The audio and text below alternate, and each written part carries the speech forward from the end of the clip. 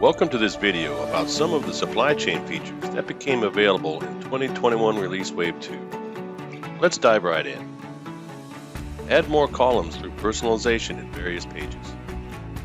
Personalization is a powerful tool for tailoring information on a page. In this release, we've made even more fields and columns available.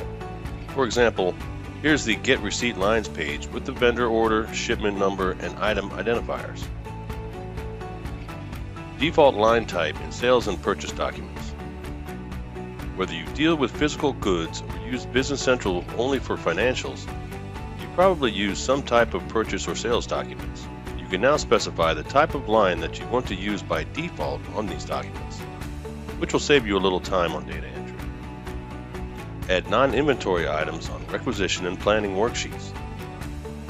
We've added a bit of horsepower to non-inventory types of items by enabling them to be used on requisition and planning worksheets.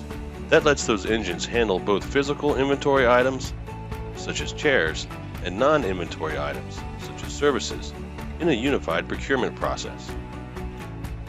Locations for non-inventory items. Something else we've added for non-inventory items is the ability to specify a location for them in supported transactions. The location will be copied to the item ledger, values, and job ledger entries. This is useful for our reports. Item variance on demand forecast. Using item variance is a great way of keeping our list of items under control. We can now forecast demand for item variance in addition to locations and dates. You can manage demand forecast entries directly, or we can speed things up a little by editing the list in Excel. Production bombs and routes on stock keeping units in planning scenarios.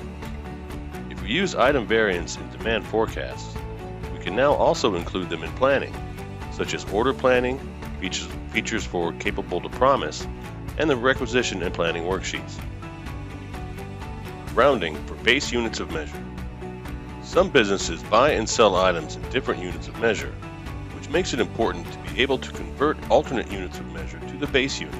To help ensure that we end up with useful quantities after the conversion, we can specify a rounding precision for quantities.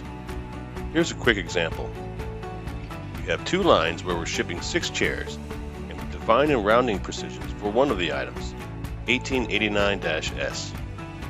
After we've approved and released the order, we discover that we can only ship 4 of the 6 chairs. One workaround is to use fractions to indicate that.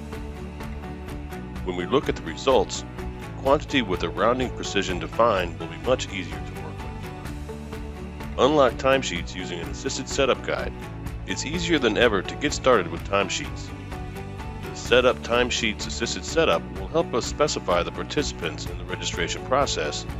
The Open Current Timesheet action is available among the self-service activities on our Role Center.